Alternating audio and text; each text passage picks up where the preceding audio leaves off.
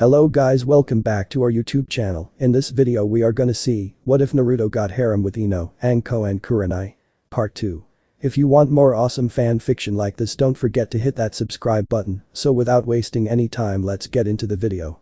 Naruto jabbed his punches repeatedly, trying to recreate the same image he had seen with the caterpillar man. Naruto had been at it for weeks, but he wasn't improving nearly fast enough. When Naruto had saw the man exert rapid kicks and punches against some training posts, the whiskered blonde had stood watching in awe. The man's punches and kicks were so ferocious, air seemed to have coated his movement with friction due to the intense speed. As soon as the punch or kick extended as far as it would go, the air that coated his hand would then slam into whatever was in the direction of his kick or punch. Apparently, the man in green was just going that fast and strong. It had been a whole day since the incident with the puppy, and every day since then, Naruto had been working on his taijutsu. Well, he was trying to, but he didn't know how to make himself as fast as the caterpillar man. Quite frankly, it was pissing him off. Naruto let out a frustrated growl. How the hell does he do it? Is he even human? Like how the hell does someone? Hello my youthful friend. Came a booming earnest voice. Naruto paled. Naruto turned and faced the eccentric man as he forced a tight smile on his face. Hello sir. The man let out a booming laugh. Haha. My dear youthful friend, there is no need to address me in such a manner. It is most certainly an unyouthful feeling to be addressed as such. You can address me as the green beast of Konoha. Or rather than that, you can call me by my other youthful moniker. That title is nothing other than Konoha's noble beast. Mighto Guy, the mighty green Konoha gentle beast at your service. Naruto's sweat dropped. This guy is weird as hell, I better get the hell out of here. Okay Guy-san, I was just going to go and leave, so pardon me. Suddenly, the exuberant demeanor of Guy ceased to exist as a more ominous presence exuded from his person. Why must you go? You seemed keenly interested in my training. It is certainly most unyouthful for someone to watch someone with introducing themselves beforehand. Naruto gulped and paled once more. He knew. He's probably gonna kill me. I don't stand a chance against someone like him. What the hell should I do? Should I try and run, or should I just apologize and get my beating now? Deciding that running away might incite a more brutal beating, Naruto kneeled and bowed, touching his forehead to the ground. Visibly shaking, Naruto managed to crack out an apology in a broken voice. I am sorry sir. I was just training when I stumbled upon you sir. Please don't hurt me too much. I frowned, the voice was quiet and broken. Just what have they done to you Naruto-kun? He wished he could have been there for the boy, but as one of Konoha's top jounin, Guy was forced to do many A to S ranked mission. Hence the reason he wasn't in Konoha majority of his time. Oh, he knew of the rotten behavior of the villagers and various shinobis, but he never expected the usually cheerful boy to be this broken. I could see the fear and shame in the boy's eyes. The sorrow and the suffering. Guy shook his head and took on his usual exuberant manner. It would do no good for him to reprimand the boy.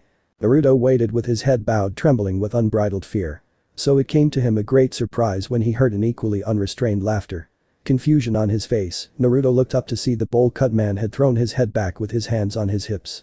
Never fear the power of youth my dear boy. Stand proud and never fall short of yourself. Let the power of youth guide you. Naruto was confused. Just what the hell was this guy, pun intended, saying? Did he want him to stand up? Naruto slowly got up, all the while watching the man rant on about the springtime of youth. Seeing that the man didn't seem to focus on him, Naruto slowly backed away before turning to leave. As Naruto walked away, he let out a sigh of relief. That guy was dangerously happy. In fact, if he hadn't gotten away in time, Naruto was sure he would have been involved in some bat crazy with that. The strong grip found itself on Naruto's shoulder, effectively stopping him from moving. Yep. Kami sure must have hated him. And where are you going my friend? With the springtime of youth guiding us in the will of fire, we shall be the greatest noble gentle beasts to have ever lived. Yep. It was confirmed, Kami hated him alright.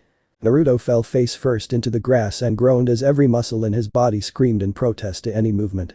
He had spent 2 weeks with Guy-sensei and found it to be the worst idea ever. Apparently, Guy-sensei knew all along that Naruto had been watching him train. So Naruto had asked why it took so long for him to actually confront him if the man knew he was there the whole time. His answer was absolutely absurd. Youth. That was all he said. Literally. Youth.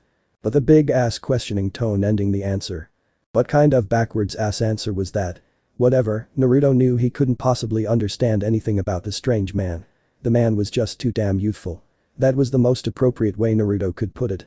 Well, there were other words he could use to describe the man, but it was borderline insulting if not insulting at all.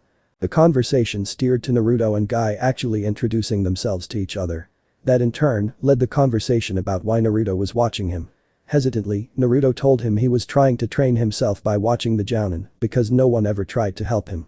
Waterfalls gushed out of Guy's eyes as he embraced the Jinchuriki into an extremely bone-crushing hug. Screaming things along the lines of how youthful this generation was and how everyone was unyouthful for neglecting the hidden gem that was Naruto. Naruto felt touched even though he was running out of air. The pressure was immediately released and he was given some space as Guy kneeled and placed both his hands on the blonde's shoulder. Naruto hurriedly replaced the oxygen that was sorely missing in his lungs. "My dear youthful Naruto-kun. I would be honored to have you under my tutelage. Please accept my youthful plea." Guy all but begged. Bewildered, Naruto simply nodded and rushed out a carefree, "Sure Guy-sensei. Just stop crying for please." Unbeknownst to Naruto, those words would forever indent him into a cycle of torture for Kami knows how long. That very same day, Guy-sensei decided that the free time Naruto had for the rest of the month due to the Uchiha massacre incident should be taken advantage of. Every single second of it. So Guy had Naruto stretch out right then and there right before forcing him into a brutal workout regimen. Push-ups on top of push-ups, sprints after sprints, sit-ups after sit-ups, it was a continuous cycle of plyometrics, exercises that uses body weight as the primary conditioning factor. That was his first day training with Guy-sensei, and his body was absolutely destroyed. He could barely get home and once he did, he simply sat in the tub with the shower head running. He was so goddamn tired that he almost fell asleep in the bathtub. The freaking bathtub. Of course, the very next day, he found himself going back to that training ground like Guy-sensei had told him to. To his horror, he found that he would be put through the same damn torturous routine. Only with added repetition of all the exercises. This repetitive yet grueling training routine continued for the rest of the first week. When Naruto had asked why all he was doing basic exercises, Guy just looked at him with a knowing look. "Ah. My dear Naruto-kun. You must be patient. But I suppose I could tell you so your youth doesn't diminish. This week was dedicated to enhance your physical traits, especially your speed. We will continue this for the rest of this week before I teach you my own personal style." Guy finished with a cheery smile and his patent nice guy pose. Naruto ignored the hideous pose with stars in his eyes, "Your own personal style yada. I'm gonna be such a badass databao." Guy chuckled before beaming with his ultra-white teeth, "Indeed Naruto-kun. We will indeed reach the peak of youth." Humped up, Naruto cheered with his exuberant sensei, completely unaware of the torture training he was in for. "Yojiji." Sarutobi Hiruzen smiled and looked up to the source of the voice. "Ah hello Naruto-kun. How are you?" "I'm feelin' pretty youthful, databao." Instantly hearing the word youthful, the Sandaime stood in front of Naruto with a very serious look on his face. "How far did you fall Naruto? How deep has he rooted his influence into you? I will not allow for this treachery to stand." "Nani? What the hell are you talking about Jiji? Empty your belongings right now." The village leader screamed. Needless to say, when the most powerful ninja in the entire village and arguably the entire elemental nation screamed at you in a wild and crazed manner, you obey. Without missing a beat, Naruto threw out all his stuff, which wasn't a lot, just a bunch of random snacks and a green leotards suit that he had received from Guy-sensei several moments ago. Immediately spotting the heinous clothing apparel, the man known as the professor weaved through rapid hand signs before screaming, "Katen. Gakakyu no Jutsu. Fire release. Great fireball technique." A giant ball of flame crashed into the leotard, effectively obliterating it from existence. Sarutobi Hiruzen sighed as he plopped down into his seat, he wiped a sweat that had been rolling down his forehead. "Phew, crisis avoided, right Naruto-kun?" Naruto stared blankly at the pile of ashes in front of him. "You sure if you say so Jiji." The Sandaime clasped his hands together with a serene smile on his face. "Now Naruto-kun, what did you come here for? Or is this just a surprise visit?" Naruto's sweat dropped at the fact that the village leader was pretending that the event of what just transpired didn't even happen. "Oh well. Actually Jiji, I know this might sound a bit crazy," Naruto pursed his lips, "but I was maybe wondering if I could drop out of the academy." The mixture of surprise and horror fixed itself onto the old wizened man. "Naruto. I thought you wanted to become a ninja." Sarutobi paled, there wasn't anything he could do to stop the young boy, but seeing as he was the Yondaime's heir, Sarutobi didn't think there were any other avenues for the fourth's legacy. "Oh no Jiji." Naruto hastily spoke, seeing the mini panic attack that the old man was having. "I still want to be a shinobi databao. I was just wondering if I can get an apprenticeship. I think I found a teacher and I recall reading apprenticeships takes you out the academy until the genin exam or something like that, right?" Sarutobi nodded, "Indeed. If one were to find a jounin or a takebetsu jounin, special jounin, that was willing to teach them, they could, with the Hokage and council's approval, skip out on the rudimentary years of the academy. Are you still with me? Naruto nodded excitedly. He had read something along those lines before he got kicked out of the library several days ago. Now if he could just get Guy-sensei to agree with being his mentor, he could finally get out of the damn academy.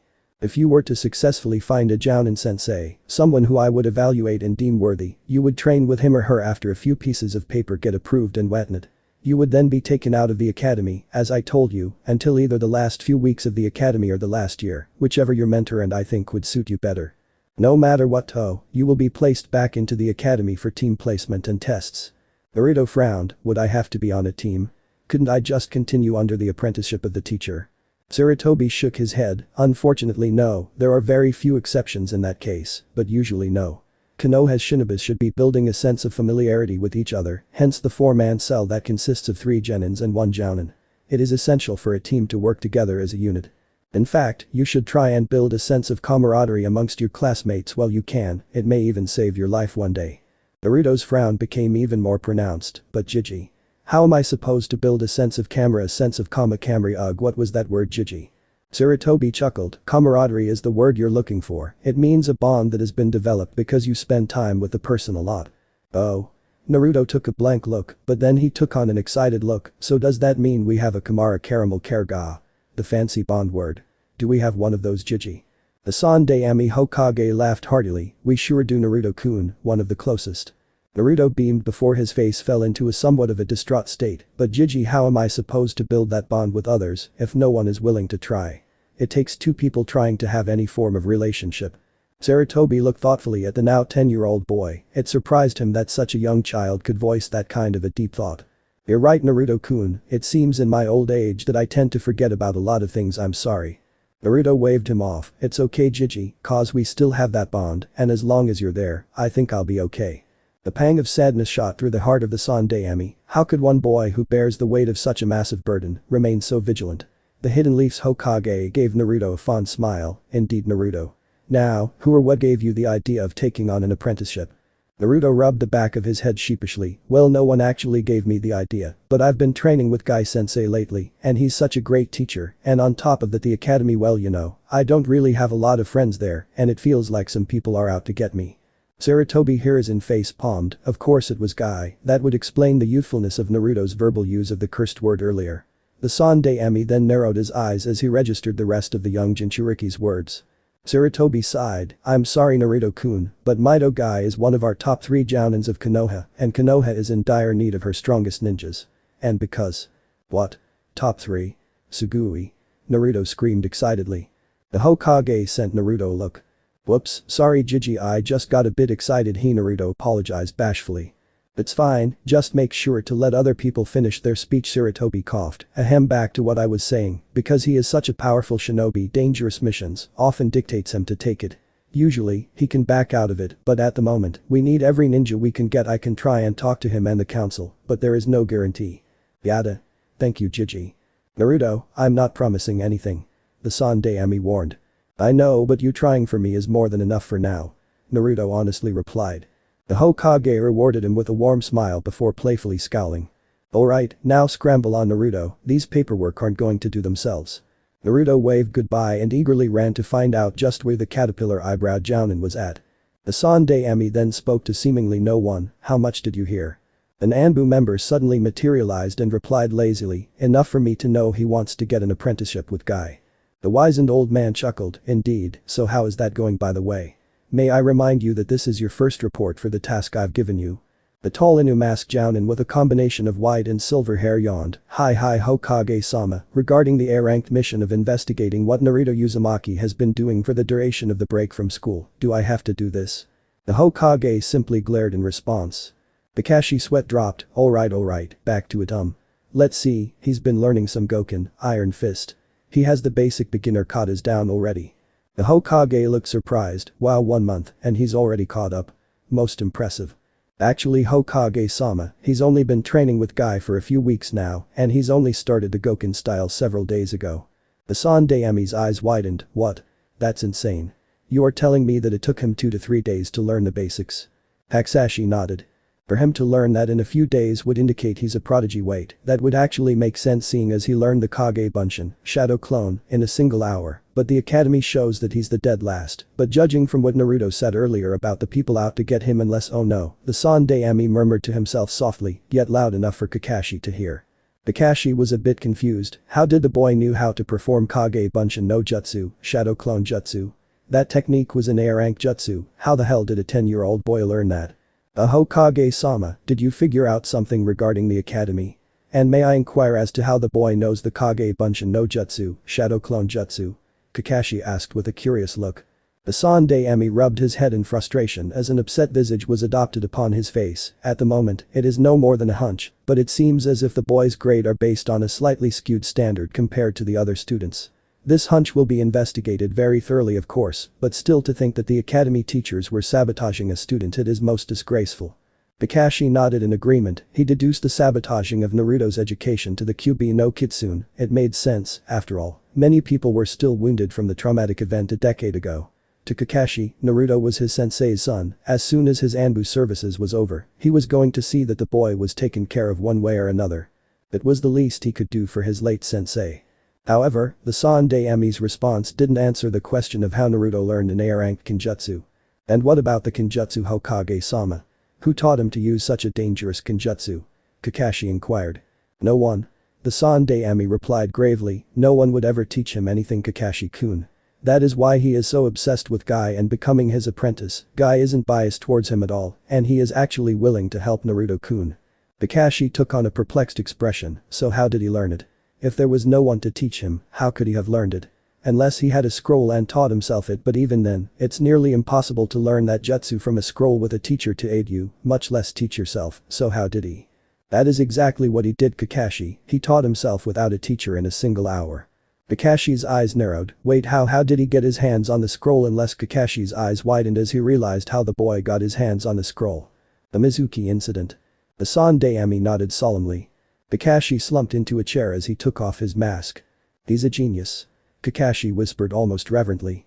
Indeed he is, but he may be more of a kinesthetic genius like his father. Nonetheless, he has an unknown amount of potential, and that is why it is most troubling that the academy teachers were and most likely still are hindering him. For this reason, I'm sending you on a mission to figure out which teachers are sabotaging him. Do you accept Hatake Kakashi? Kakashi's eyes hardened, hi, Hokage-sama. The last week and a half went by fairly quickly, yet Naruto found himself unable to conjure the courage required to talk to the Taijutsu master about becoming his apprentice. Naruto didn't know why he was so scared, maybe it had something to do with asking for something from someone. He has never ever in his short entire life asked someone for something like this. Sure he asked for little things like questions, but that was shot down with the teachers screaming at him or throwing his stuff out the window. Well he suppose he asked for ramen every once in a while. But that was neither here nor there. Deep down inside, Naruto knew what he was scared of. Rejection. He was ashamed to admit it, but he didn't like rejection, even though rejection played a big part of his whole life. He had promised himself and Iruka-sensei that he would become better, but that particular facet of his misfortunate life was always there, looming over him like a never-ending storm. Sure, every once in a while there was a ray of hope like Guy, Jiji, Iruka-sensei, Itachi and the Ichiraku family, but good things never lasted. Iruka and Itachi were prime examples of that. It was just how his life went. Regardless, even if Guy-sensei rejected him, it wouldn't be anything new to him. Still, Guy was quickly becoming one of his precious people. But being rejected by his precious people is Naruto's ultimate fear. This thought was realized when Itachi had left him. In a way, Naruto had interpreted Itachi leaving Konoha was a way that nothing had tied him to the village, not even Naruto himself. The feeling of rejection from a person Naruto had held in such a close and high regard tore him apart. Maybe his life wasn't meant to be enjoyed. Hokage Jiji told him that there was a balance in this world. Maybe his life was weighted in misery and sorrow so others could be better off. Naruto chewed on his inner cheeks as he mulled over his somewhat gloomy thoughts. He sucked in a deep breath and exhaled as he came to a decision, I have to do this today before it's too late. Otherwise I'll be stuck at the academy forever. So with that thought in mind, Naruto set out to find his current Taijutsu teacher. Naruto looked all over the place but couldn't find him. Naruto frowned and tried thinking of where the man could possibly be. He decided he would recheck Guy-sensei's favorite training ground, so he headed to Team 9's training ground. Something about this training ground is where he was taught to open gates from his father or something like that. What the hell was that supposed to mean anyways? Everyone knew how to open a gate. You get a key and put in the hole, or you can pick it. Either way works. Naruto knew how to do both, so opening gates wasn't all too impressive to him. Sigh. If only the boy knew. He searched for hours, he made a bunch of Kage Bunshins and directed them everywhere. Through several trials, he learned that he would gain their memories and regain his chakra on top of that. He briefly wondered, I wonder if they could work with training. Nah, that'd be too overpowered. Naruto sighed tiredly, he felt as if he checked every nook and cranny for the self-declared. He decided he would mentally disable his clones in a few minutes if he had no further luck. A few minutes had passed and gave a frustrated growl, he sent a mental signal to his clones to dispel themselves and instantaneously felt the effects. He promptly blacked out. Waking up with a searing migraine, Naruto groaned as he uprighted himself with some difficulty. Eyes half-lidded, Naruto let out a prolonged oog. Note to self, do not dispel 100 clones at once, he dully noted to himself.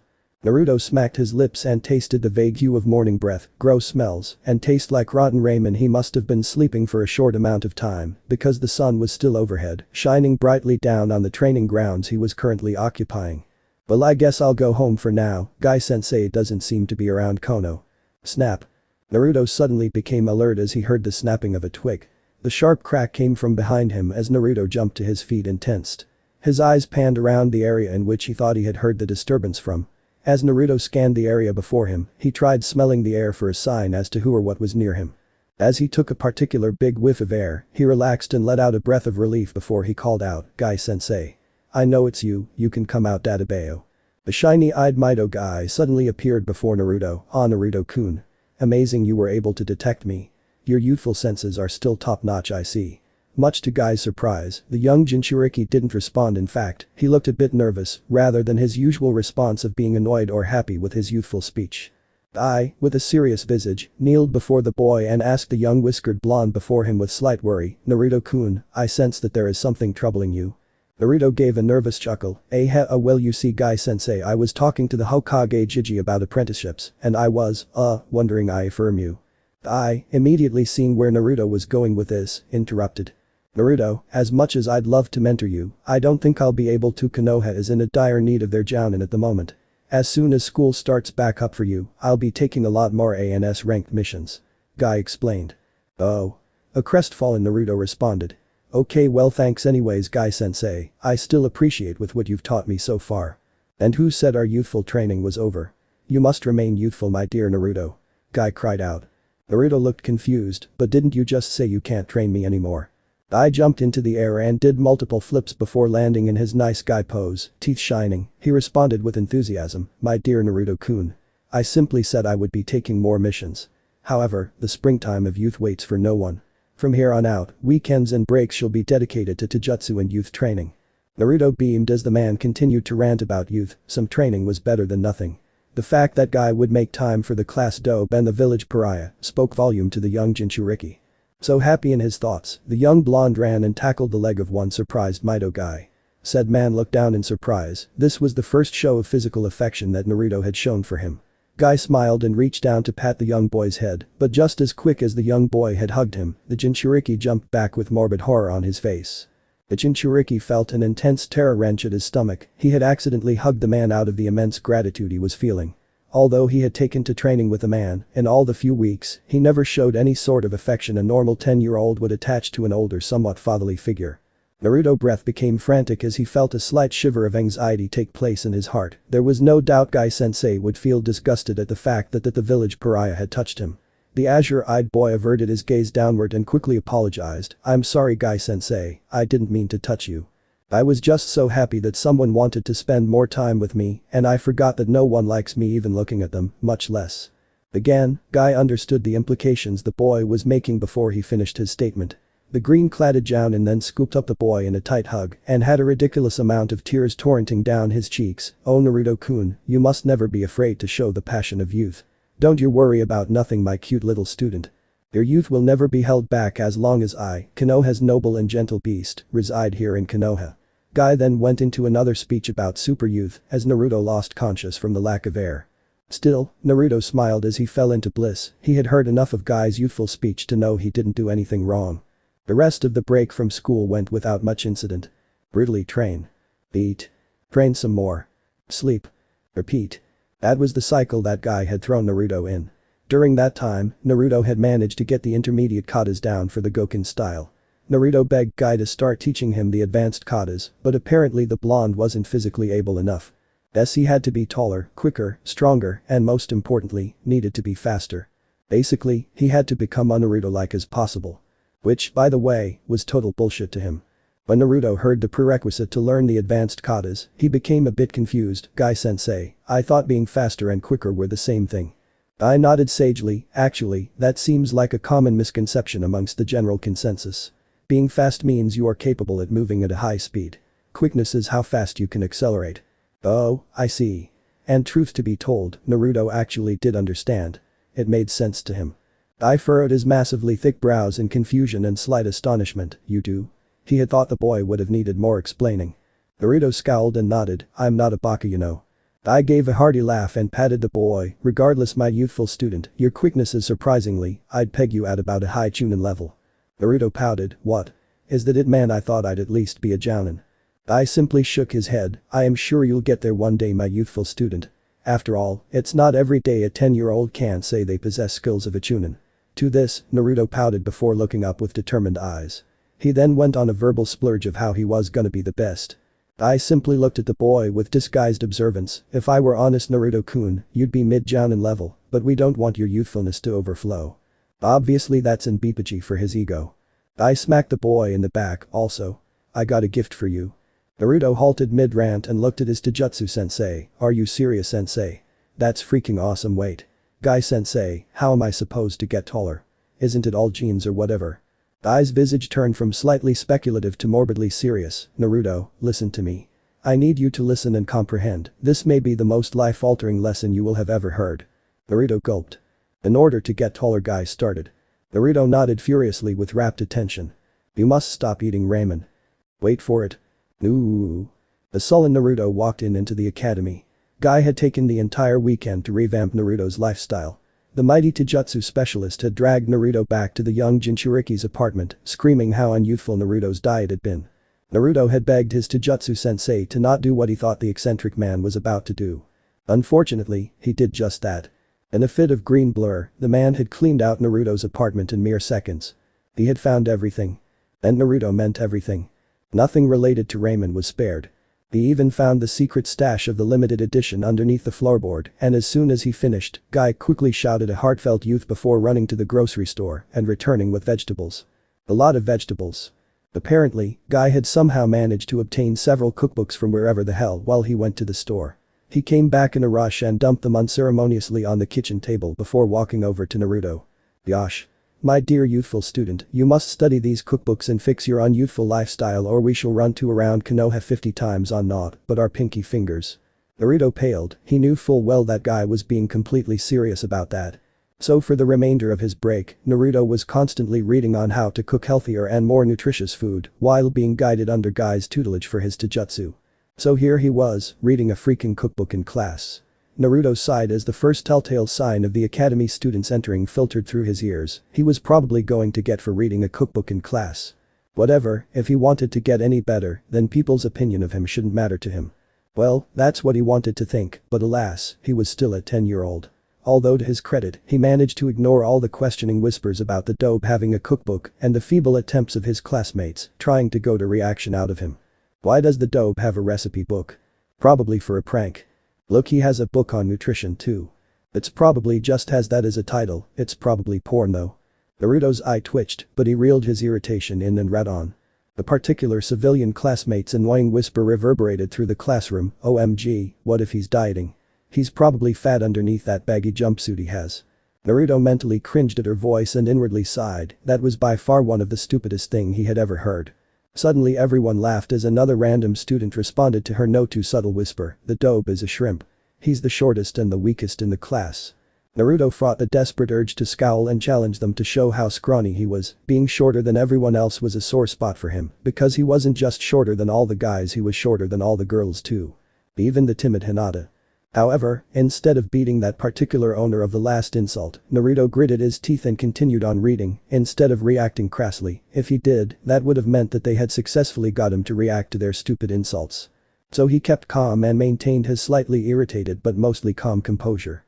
However, there was one thing he couldn't ignore. The sound of a group of fangirls squealing and stampeding in the hallway to walk next to a certain object of their affection announced the arrival of a certain Uchiha. Naruto turned his attention back to his book. Great. Sasuke Uchiha walked into class with a glare that radiated hatred. Needless to say, the massacre of his clan didn't bode well with him. When his eyes briefly scanned the room and fell upon a certain Uzumaki, whom was propped on a hand supported by his elbow, looking down at a book without a care in the world, Sasuke saw red and marched over towards the class dope with his fangirls right behind him. Sasuke didn't know why he felt such anger towards the blonde whiskered boy, but he didn't care. It probably had something to do with the fact that Naruto was the only thing that Sasuke could tie to the memories of his brother. Sasuke knew it wasn't justifiable reason, it wasn't even a rational one, regardless he just simply did not care. Sasuke stood in front of Naruto in a position that demanded attention. He had his arms crossed on his chest and stared at the boy with a raging stare. Students had mostly filled the class by and had noticed the dark atmosphere. When they pinpointed the source of it, they sucked in a huge breath of anticipation. At the sound of the collective intake of breaths, Naruto looked up, finally bringing his attention out of the book and to his surroundings. He looked to his right and found a breeding Uchiha shooting daggers via eyes at him. Naruto stared at the boy not 1 foot away from him for several moments. Naruto blinked. Then he shrugged and returned his attention back to his book. Sasuke growled, no one should be ignoring him. He just had his clan massacred. Granted, he didn't see the horrors because before he could even step inside the clan compound, his brother appeared before him and knocked him out cold with a simple neck chop. Regardless, having to wake up to your clan being killed was a very tragic event to wake up to. When he woke up, he decided that he would kill his brother. But first, he needed to get stronger and he was gonna do just that. And he was gonna have everyone witness it. But for everyone to witness it, he needed their attention. At all times. Even the dopes.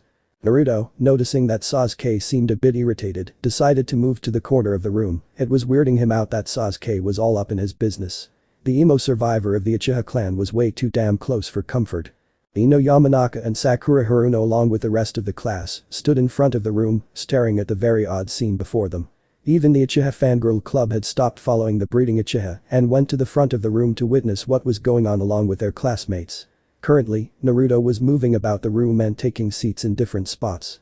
Normally, they would have chalked this off to Naruto just being Naruto, but the odd thing was wherever the blonde boy moved, a very baleful Sasuke Uchiha would follow at an eerily close distance. When Naruto sat down, Sasuke would be right there, like a second shadow. No one really knew what to do. Naruto sighed for what seemed like the 10th time since class started. The Uchiha survivor was seriously starting to piss him off. Naruto was seriously debating if it was worth using Guy's gift, he was really that mad. But just as he decided to do something, a disheveled Inuzuka heir pushed his way between the crowd panting. Kiba Inuzuka looked like he hasn't slept in a week. And truth to be told, he hasn't. The source of his disgruntled ire was currently tucked into his armpit. It was taking all of the Inuzuka's patience not to obliterate the damn thing. Kiba ran through everyone like a bull and saw Naruto sitting in the corner with the last Uchiha glaring at the blonde. Kiba didn't care. He needed this problem taken care of ASAP. So he marched on over, shoved the survivor of the massacre away, and proceeded to thrust a ball into the arms of Naruto. It's your problem now. The sleep-deprived Inuzuka shouted before sitting down next to the young blonde. Akamaru was perched on top of Kiba's head looking as tired as his owner. Naruto looked at the downed Uchiha before putting his attention on the ball that was shoved into his hands. Noticing the texture of said ball, Naruto frowned, since when were balls furry? Suddenly, the ball unfurled and 2 brown eyes peered back at him. The ball then protruded a wagging tail. And it barked. Naruto blinked furiously. Kiba. What the hell is this? Kiba. What the hell is this? Said Inuzuka boy looked up with tired eyes, what the hell do you think it is dope? It's a dog you dumbus. Naruto gnashed his teeth in annoyance, I know that. What I meant was, why the hell is it in my arms? Pause, it's yours now. Came a reply that sounded awfully like a yawn. The hell it is? Well it is Suu. Why can't you take care of it? Naruto yelled. That my friend is because that puppy is an absolute bis, pun intended, and because of it being mixed with 2 dominant and alpha mammals, I can't take care of it. That's what my mom told me anyway, so I'm giving it to you. That told me nothing other than the fact that you're too much of a pansy to take care of it. Kiba's reply was to simply give a loud snore, signifying he was in a deep slumber. Naruto gave a frustrated growl and returned his attention to the puppy. Naruto carefully placed the puppy on the desk and lowered his head so his face was level with the young canine. The puppy jumped forward and gnawed on the blonde's goggle.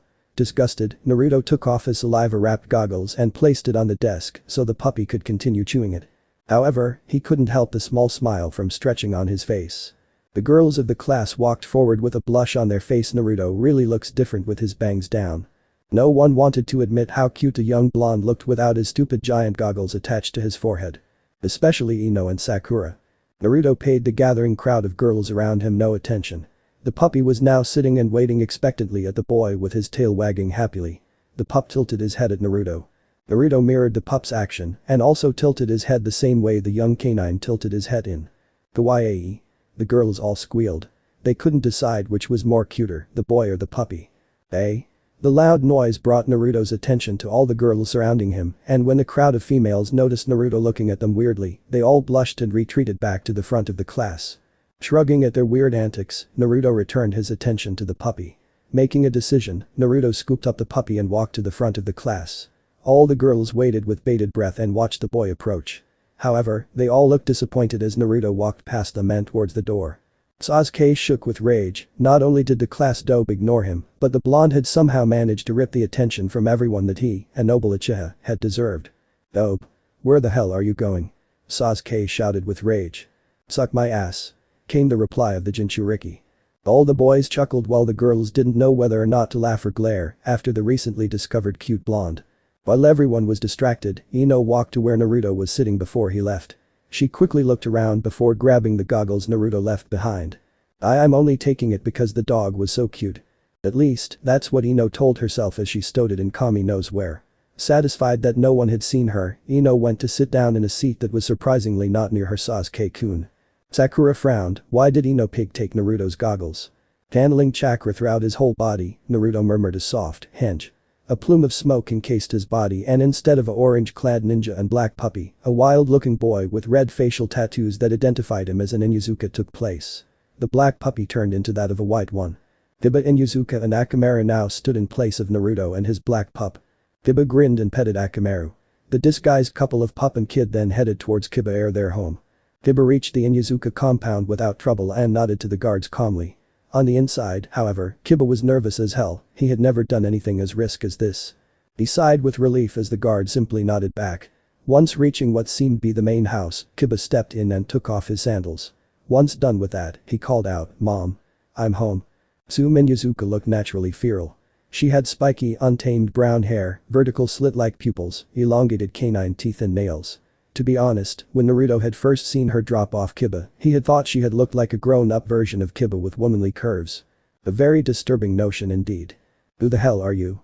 came a very gruff female voice. Kiba smiled nervously. "What do you mean, Mom?" "It's meow, Itachi."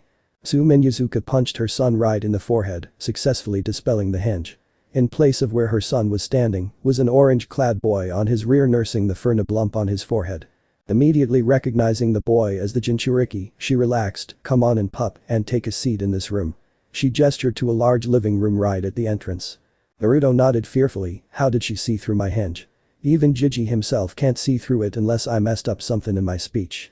"Well, you just gonna sit there or are you gonna come in?" quipped with an eyebrow raised.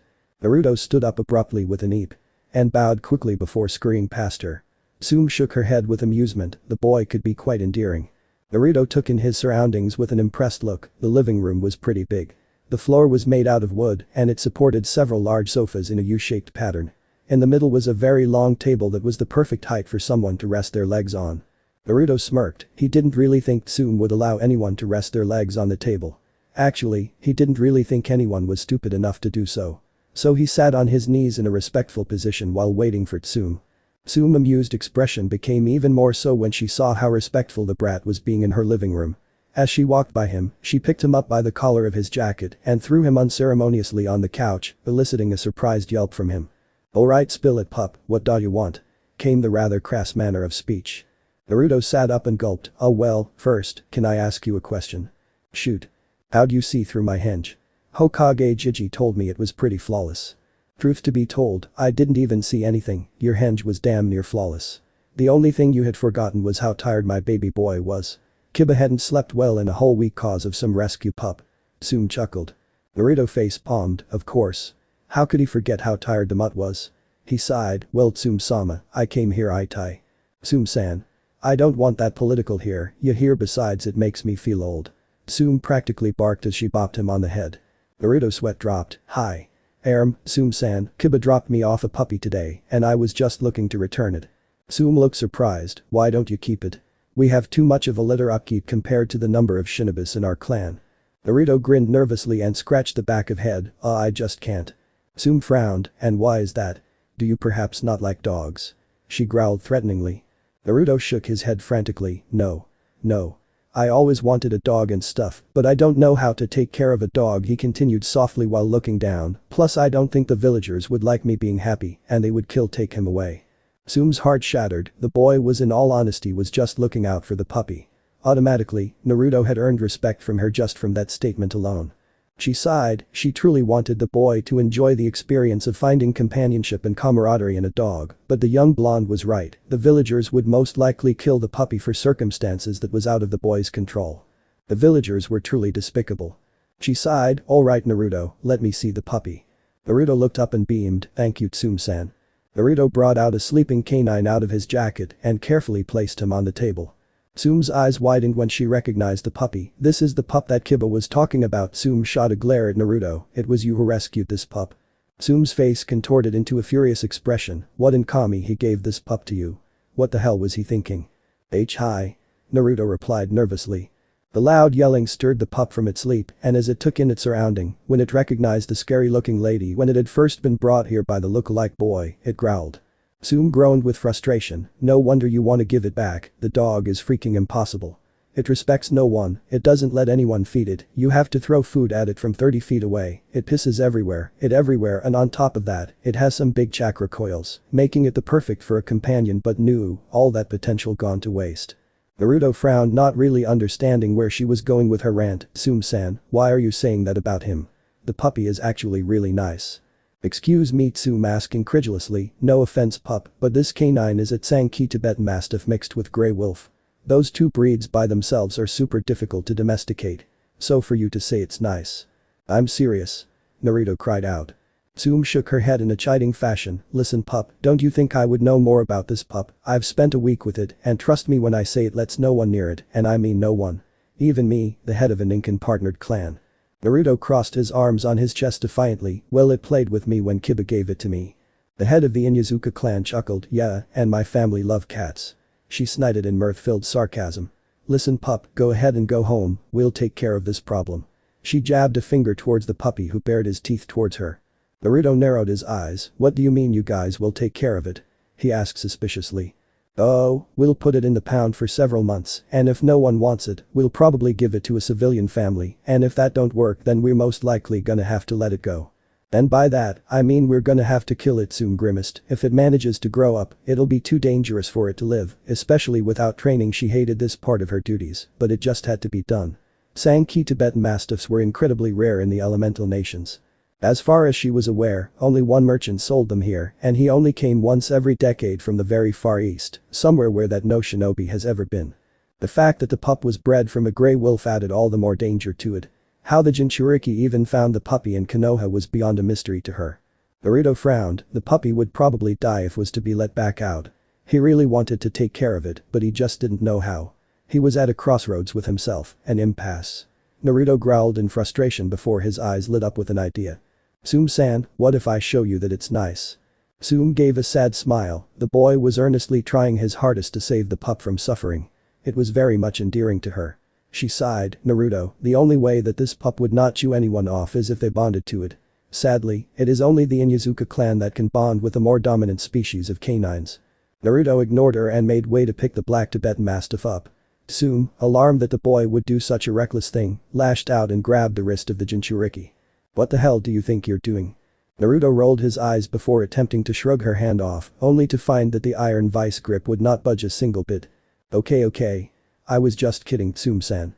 Can you please let go of me now? Naruto pouted. Tsume relaxed and sighed visibly. She retracted her hands, phew, thank God. Kiba tried bonding with it that way and he got wrecked oi. As soon as Tsume retracted her hands, Naruto closed the rest of the distance between him and the dog and scooped him up much to Tsume's horrification. Put him down this instance before Tsume's turn pitch changed into that of a surprised one, before he licks you Naruto giggled uncontrollably as the puppy ravished his face with licks. A smile slowly drew itself on Tsume's face as she quickly retrieved a camera and click. Naruto and the puppy halted their actions with wide eyes. They slowly turned their head towards the source of the noise and… click. Oh what the hell is that? Naruto shouted while the puppy barked in agreement. Click. Tsume laughed as she held up a blue cube-like structure. Haha. This is a Polaroid camera. New technology from Sora no Kuni, land of the sky, apparently, it prints out a photo instantly. This is my first time using it so I don't really know. Oh. There's a printer right here. She waited excitedly as 3 strips of photos slipped out of the printer folds. Naruto stared for a few brief moments before shrugging and returning his attention to proving the dog wasn't a rabbit killer. Tsume kept a cautious eye on the pup and the blonde, she just didn't simply believe that the rebellious dog she had rescued weeks ago was so tamed. Yet, here they were with the alpha-bred pup was licking the blonde's face. There was one plausible answer even though it wasn't likely, especially since the blonde wasn't in any relation to a Ninken-partnered clan.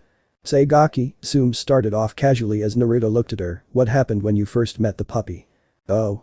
Where to begin? Well, I was walking somewhere and I heard something. Naruto then recounted his tale of saving the pup from 3 bigger dogs and how he waited for the better part of the day to feed the puppy before it passed out. He then explained that he went to Kiba because the villagers weren't really the best option for him. At this, Tsume's eyes softened, she knew exactly why the villagers weren't exactly the best option and truth to be told, she couldn't really blame them. People in general were just simple-minded, everyone used the poor Jinchuriki as an outlet for all their anger, pain, suffering, and sorrows for their losses. She didn't condone their actions, but she understood why they did what they did and why they acted like they did. She didn't like it, but she understood well enough. Hopefully, when young Naruto is revealed to the truth, he'll be accepting of this as well. But if he wasn't accepting and decided to kill all the wrongdoers in his life and rampage in anger, well, he had every right to be.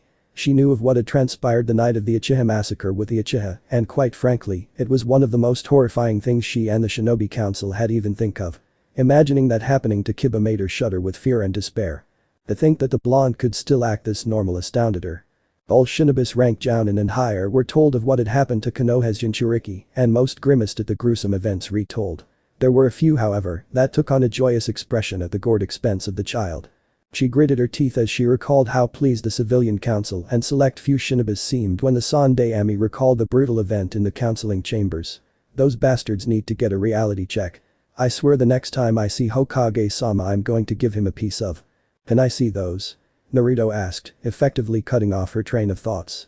Tsume was about to ask what he wanted to see when she saw him point towards the photos she had taken of him and the pup. Tsume chuckled as she looked briefly at the pictures that depicted happiness, shock, and mock anger. She handed them over, you can keep those, pup, and I think you should know something. The moment you saved the dog it bonded with you. Your actions must have struck a chord or something with the puppy because you helped her that day. Naruto nodded in an understanding fashion, wow. So does that mean that the puppy is a Ninken? I can't wait. It's a her. Tsume smirked haughtily, of course it is. The female is of course the superior gender. Naruto nodded sagely, that made plenty of sense, Sakura and Ino were pretty damn bossy and no one dared to go against their wishes. So what does that mean? I still don't know how to take care of it, and even if I did, the villagers would still probably try and take her away from me. Naruto scowled, and I definitely don't want that to happen. First off, you need to name the dog, I'm tired of you referring to her as an it and her. Dogs should never be treated as an inferior being, they aren't beneath us, they are our equals. Understood? She glared. Naruto nodded without hesitation, he didn't believe any being was lesser than another. He certainly wasn't gonna treat this dog like that. Naruto stroked his chin and looked up. Tsume chuckled at the pose the boy struck, it was amusing to see a pondering expression on a 10-year-old boy who seemed to be thinking too hard for his own good. Let's see, Naruto murmured, a name? How, what should I call you? He turned his attention to the female pup who was happily wagging her tail at him. How about I read you some female names, Gaki, and you can go from there? Tsume offered. Naruto shot her a grateful look and nodded, yes please. Tsume immediately started firing off suggestions, alright. There's Maiho, Tomo, Aika, Aimi, Kahaku, Mary, Masa, Rei, Ryuko, Satsuko, Takara, Yuriko. She looked at Naruto to see if he had liked any of them.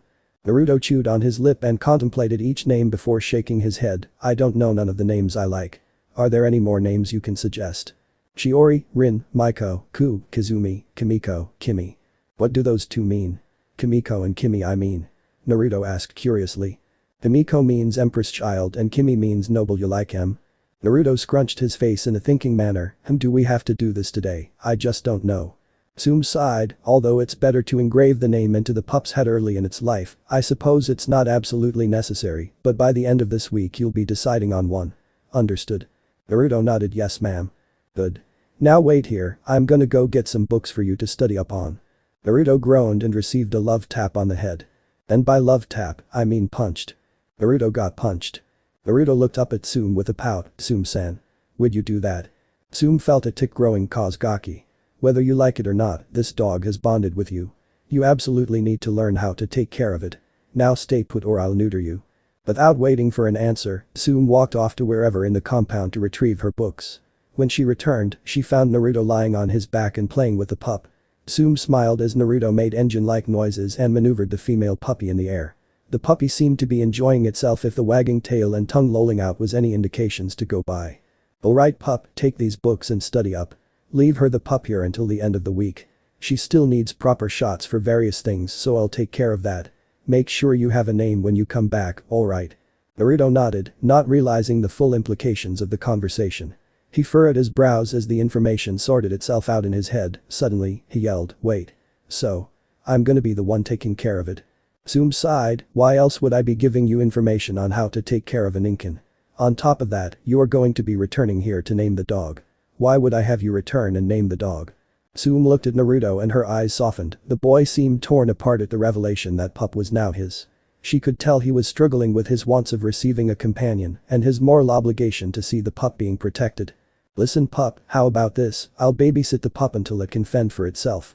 I don't want any canine to ever be mistreated. However. That does not mean you can permanently leave him here, understood? Naruto ignored her screaming and nodded fervently. He was both grateful and a bit irritated. Grateful because he was given an opportunity to receive a companion for life yet slightly irritated that the puppy wasn't going to be with him 24/7. But he supposed that was a fair trade. Arigatou gozaimasu Tsume-san. Naruto bowed. Tsume found herself chuckling once more, make sure that I don't regret this. Naruto's eyes gleamed, oh you won't databeo. Good. Now scram. Naruto squeaked out an incoherent sound as he hastily scurried out. Naruto poured all his attention to the study materials he received from Guy-sensei and the Inuzuka clan head. At one point, Guy-sensei had stopped by to check up on his student and endeavors for his youthful endeavors. Naruto ignored Guy as the man rummaged through his friends screaming how youthful his stocked items were. As soon as the rant of how amazingly healthy and youthful the innards of his fridge was, he came over with a giant frown. Naruto-kun. I do not recall me giving you that many books. Unless. You realized how much youth was contained in the information of these books and you decided that in all your youthfulness. Tsume-sama gave it to me. Naruto said casually as his eyes scanned another passage of information regarding chakra-enhanced canines. Naruto looked up when he heard no response regarding youth. He saw a depressed raining cloud overhead on his taijutsu instructor. A humorously depressed and hurt expression on Guy's face appeared along with a gushing stream of tears. Oh why would you do such an unyouthful action my student, have I failed you in teaching the youthfulness of my ways, for my failures I shall run to Suna with a northern cow attached to my chest and. Guy-sensei. Calm down. She's not training me. Guy looked at his student with a glint of hope in his eyes, well, she technically is training me, but not really. I mean she is teaching me via these books. Hearing those words, Guy continued wailing. Naruto exhaled a forceful breath in frustration, Guy-sensei. I am going to be getting a dog so that is why I went to Tsume-san for information on how to take care of it. So will you please calm down? Upon hearing those words, Guy's sullen demeanor quickly did a 180 and he struck his patented nice guy pose. With a thumb up and teeth shining, Guy smiled and laughed boisterously, haha. Of course my youthful student would never abandon me. For my unyouthful thoughts and assumptions, I shall run 700 laps around the village. By that time, I expect my student to finish and retain all the materials given to him. Naruto furrowed his brows, how long will you take to run 700 laps? 3 hours my dear student. You expect me to finish all 72 books in 3 hours? I beat his head, whatever do you mean my dear student? This should be easy for you, given that you have the Kage Bunshin no Jutsu at your disposal. Naruto peered at him suspiciously, and what the hell ow? None of that unyouthful language. Naruto pouted as he rubbed the bruise that sported on top of his head, sorry. Geez. Anywho. What does the Kage Bunshin no Jutsu have to do with anything? Other than fighting, all it does is send me memories and I can't really do anything with that besides. Naruto's eyes widened, oh. I exposed all his shining teeth in a bright smile, indeed Naruto-kun. I am glad you were able to come to the conclusion on your own. Naruto shook his head and smacked himself in the face for being so stupid, dang it. I thought I could use the jutsu sort of like that, but I didn't think that anyone could have created something that useful. I only used it to spar with myself at this point. I frowned and his voice lacked its usual exuberance, and in place of it was a seriousness Naruto rarely heard. Naruto, who taught you the Kage Bunshin no Jutsu? I'm sorry to say that they didn't do a very adequate job of informing you of all the features to that jutsu. Naruto rubbed his head nervously, actually sensei, I sort of learned it by myself. Ai's eyes widened before it narrowed, that particular jutsu was an air rank kinjutsu, explain please. So Naruto went into the general gist of what had happened, even Iruka sensei's death. However, he did not mention that Mizuki had been killed by him. He didn't trust anyone but the Jiji with that piece of information. It wasn't that he didn't trust Guy sensei, but he didn't the man he had come consider as one of his precious people to change about him. When he had finished his story about the eventful night of the exam Mizuki team gave him, he almost went on to telling him about the events that was shrouded with Itachi's involvement. He quickly caught himself though, it probably wouldn't sit too well with Guy sensei or anyone for that matter, that the village pariah was involved with a mass murdering traitor to the Uchiha clan. Regardless, Naruto knew it probably wouldn't have mattered if he had told Guy about the brutal torture he received the night of the massacre. Yep, the story with just Iruka sensei would probably cause Guy to start crying waterfalls whilst hugging him. Much like right now. Turning blue, Naruto managed to croak out a hoarse choke, can't breathe. Although Naruto didn't tell him, Guy already knew what had happened to him on the night of the massacre, as did every other jounin. Guy immediately dropped his chokehold air, hug and apologized with his same old exuberance, oh youthful Kami. I apologize greatly for unyouthfully straining your esophagus with my limbs. Oh youthful Kami. Naruto-kun, I apologize greatly for unyouthfully straining your esophagus with my limbs. Elsewhere, a 17-year-old with violet purple styled in a short spiky fan ponytail-haired female clad in a tan trench coat walked by. She had light brown pupilless eyes, and she wore a fitted mesh bodysuit that stretched from her collarbone down to her thighs. The mesh body armor showed off her rather curvaceous figure. Her trench coat had a purple inseam and a pocket on each side. Underneath her trench coat, she was wearing a dark orange miniskirt, a dark blue belt, and pale gray shin guards. Next to her was another female of the same age. Kurenai was a fair-skinned woman, and she had long black untamed hair reaching her upper back. Red in color outfit consists of a red mesh armor blouse with only the right sleeve visible. Bandage wrapping covered her upper thighs, and nothing covered her long and rather attractive legs. However, the most prominent feature were her eyes, a vibrant red that held most men mesmerized. Anko Midarashi choked on her dango. She blanched and dry heaved as she recognized the voice, oh Kami, I fucking knew he was gay. Kurenai frowned, I'm sure there is an explanation for his choice of words. Yet Kurenai couldn't help but think that the evidence was overwhelmingly in the favor of Guy playing for the other team, so to speak. Come on Nai-chan. He's a gay. Homo. Flaming flamingo. Take your pick, but you heard it loud and clear. Anko cried out. Anko looked at the sake bottle and cup in her hand and promptly threw away the cup that was used to pace the rate of consumption for said alcohol and downed the whole bottle in one go. She winced slightly at the amount of burning that followed after drinking the liquor, but it had to be done, I've totally gotta forget about that. Never ever do I want to hear anything sexual that involves or revolves around the bushed freak. But that thought, she procured another sake bottle from thin air and downed that one in one go as well. She closed her eyes as the alcohol hit her. Hunking, I better get drunk enough to forget about today. She howled as she brought a third sake bottle to her lips. Kurenai shook her head and rolled her eyes, sometimes Anko was such a drama queen. Kurenai pried the bottle away from a protesting Anko and said, no getting drunk before a mission. Now hurry up, we don't want to keep the Hokage waiting. Anko pouted, who cares about the old coot?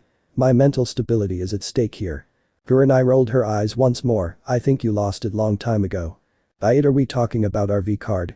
Cause I know I didn't lose mine, in fact, I gave it away to a certain red-eyed chunin. Anko leered at a blushing Kurenai lecherously. Anko? Don't say that aloud. Kurenai hissed. Anko pouted, you're no fun. Not what you thought a couple weeks ago. Muttered a still scarlet-faced Kurenai. Naruto took in deep breaths to refill the oxygen that was lacking from his lungs. He looked up to see Guy still crying about how unyouthful his actions were. He was screaming self-repercussions he was going to inflict upon himself, while Naruto looked back down while shaking his head. Sometimes, the man was an idiot. And all the time, Naruto was an idiot for training with him. He frowned as he thought he heard a female cursing the day as the bane of her existence or something, but he just shrugged. The inhabitants of Kanagakure no Sato could be extremely weird. Example 1. Mido Guy. After that, I shall crawl backwards up the Hokage monument. Hey, Guy sensei. Yes, my youthful student. Weren't you gonna go run around the village? Indeed, I shall do that now. Ready, set, go. When his self-timer got to go, Guy sped off. Naruto sighed and shook his head with a slightly amused smile. He then turned his attention to the matters at hand. Forming the tiger seal, Naruto muttered a quick Kage Bunshin no Jutsu. Several plumes of smoke appeared and dissipated to reveal 20 clones. Naruto cheerfully handed out all the books to the grumbling clones and went back to his own. Man. Why do we have to do this? Boss sucks for making us do this. Boss blows. He really is an idiot. The real Naruto rolled his eyes, you diphthongs, I am you guys and you guys are me. If I'm an idiot, then we all are. Silence met the ears of the original Naruto, who had a satisfied smile on his face. There. That sure shut them the hell up. Score 1 for the original Naru. You still suck. Surprisingly enough, Naruto finished reading the pamphlets and books of information in 2 hours. However, he found that he didn't really know a lot of the bigger and complicated words, so he also took to reading some dictionary books. All in all, he felt that it was a pretty productive day. It was definitely better than learning nothing at the academy. This time when he dispelled his clones, he made sure to do it at set intervals. His last experience with clones made him shudder with fear. The headache that came along with dispelling a massive amount of clones was most definitely not pleasant. So for the first set of dispelling clones, he dispelled 2 and found that the influx of information wasn't painful at all. He then dispelled 3 and found, like the first dispelling of clones, it didn't hurt. Feeling confident, Naruto dispelled 5 clones and also found, to his delight, that it didn't hurt. Now armed with an incredible sense of boldness, he dispelled the remaining 10 clones and shouted with triumph after he sorted through the information that was retained in the clones. Naruto frowned as he waited for a certain Taijutsu specialist to return to his abode. He didn't have anything to do, so he wanted to train. It was that or go back to the academy for the remainder of class. And he wasn't gonna do that. Man. Guy-sensei is taking forever, I'm never gonna be Hokage at this rate. The blonde demon container complained. He went to smack his forehead out of habit when it actually came in contact with his forehead. Usually his goggles were there to protect it, so he could actually put some force behind his habitual self-inflicting frustrated forehead smacking. Tai. What the hell? Where the hell is my goggo, damn it? I left it back in the classroom when the puppy chewed it up. Ugh. Naruto raked his hands downward on his face as he let out a frustrated groan. Kuzo. Where should I go to get a new one? Naruto sat down crisscross style with his arms folded on his chest as he tried thinking of how to obtain new goggles. Damn it. I wish I had someone to help me with this. If only I could. An idea flashed through his head and he slapped his forehead again out of habit. Ow. But damn it. I'm such an idiot. Quickly forming the tiger seal, Naruto cried out, Kage Bunshin no Jutsu. 3 clones poofed into existence and sat with him, forming a neat little cross. The clones raised their eyebrows in a questioning manner. Why are we here, boss? Naruto nearly slapped his forehead again. How do you guys not know? You guys are me. We should have the same thought process. Drawing blank looks from his clones, Naruto pouted, I need some help with finding a new set of goggles, so getting this amazing idea, he gestured to the clones of forming a Naruto committee. I summoned you guys. One of the clones dispelled from slapping his forehead too hard. The clone didn't know if the boss was a genius or an idiot savant. The original Naruto narrowed his eyes at his dispelled clone's thought. Naruto quickly replaced that Kage Bunshin and he turned to the clones now present. Alright. I need ideas now. You could have us henge into a pair of goggles. One of the clones suggested excitedly. No. You can go without the goggles. Not doing that either. You can draw the goggles on your forehead. Kami, you guys suck. Hey. We're you. HMPH. The real Naruto took on a bored expression as his clones discussed in the most absurd way of how to acquire a new set of goggles. Eventually, Naruto stood up and shouted, alright, enough. Forget all your stupid ideas. Everyone is gonna use a henge to find and buy one. Immediately, all the clones protested this simple idea by shouting that their idea was better and more sophisticated. The original Naruto pinched the bridge of his nose as he tried to control his anger. Face twitching with irritation, the original Naruto growled. Suddenly, another brilliant idea sprang to mind. Alright. First one to bring the same styled goggle will get the limited edition cup of ramen. All arguments and protest ended with the clones stumbling and tripping over each other while they headed to the exit, screaming passionately about their sacred and beloved ramen. Boy, you bastards. When you're done, I'm gonna be at the training grounds. Naruto yelled after them. The clones flipping him the bird showed that they had acknowledged his statement. Naruto sighed as he locked his door and left a note to Guy that explained he'd be at the training grounds. Man, disrespectful clones, Naruto mentally grumbled. Yosh. Time to get out of here.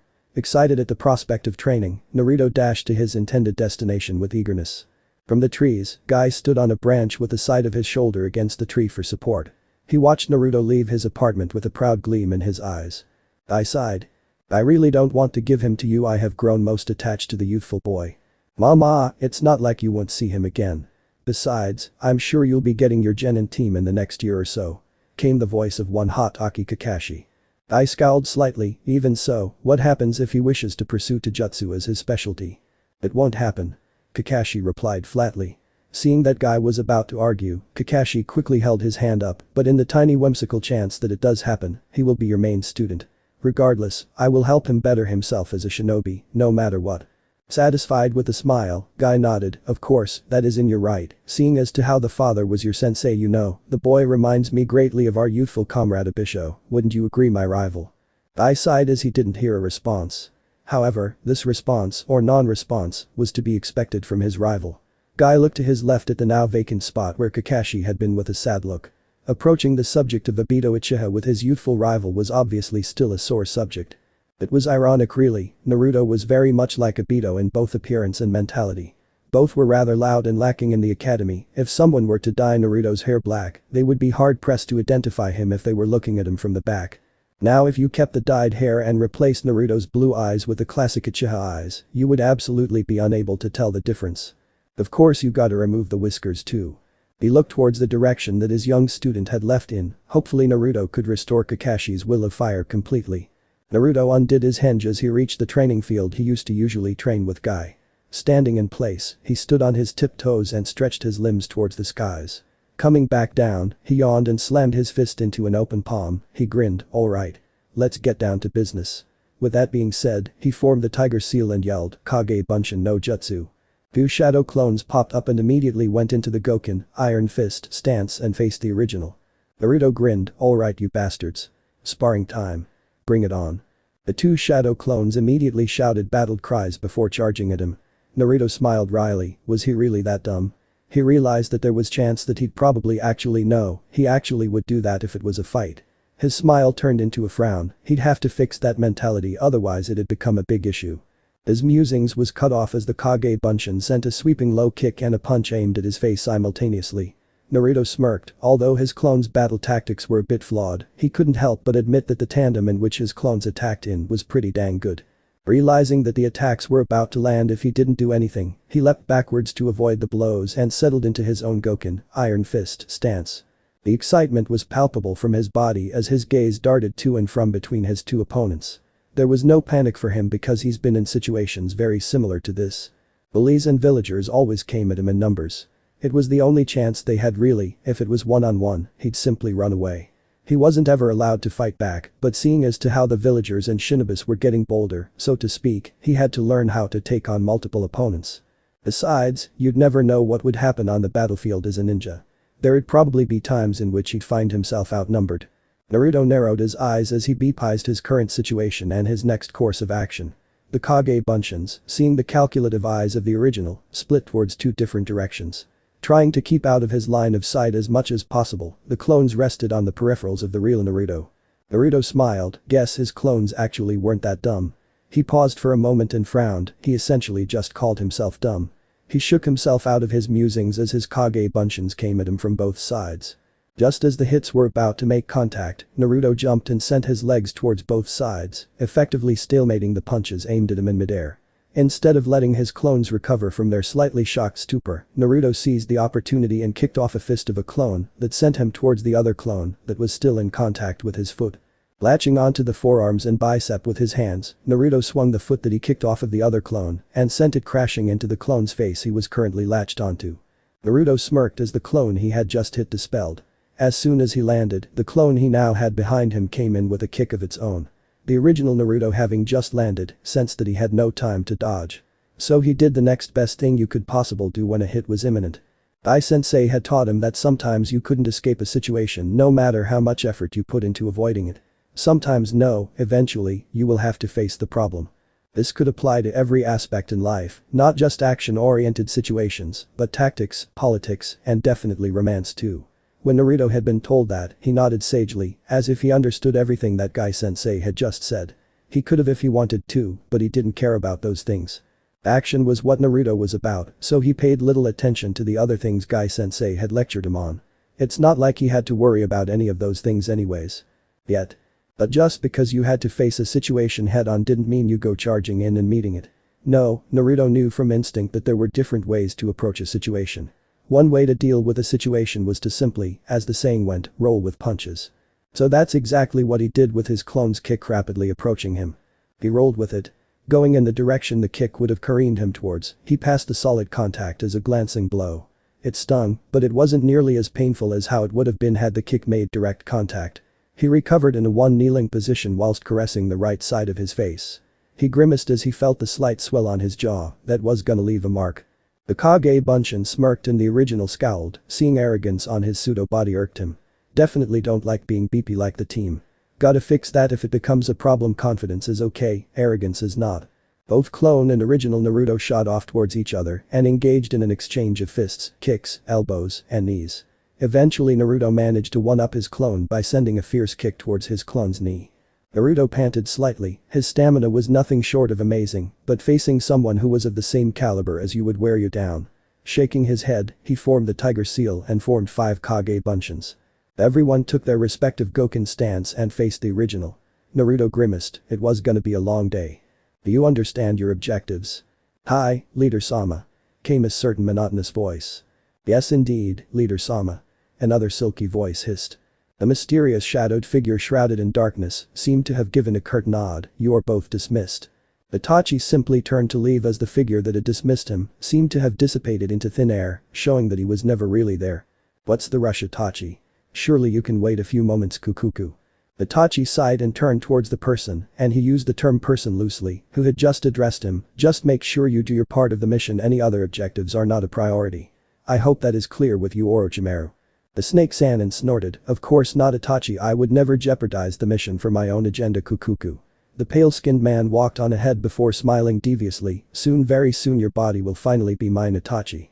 Itachi narrowed his eyes after his partner for this mission. Kuzu? Naruto groaned. That was one hell of a workout. Naruto was on the grass lying down face up. He drew in a relaxing breath as the wind ruffled his hair lightly. His gaze went up to the clear azure sky, appreciating everything within his sights. The sun shined brightly as Naruto held his hand up to it. Wind blew gently, caressed his skin and parted his hair. Naruto sighed, it was such a nice day to relax and enjoy the day.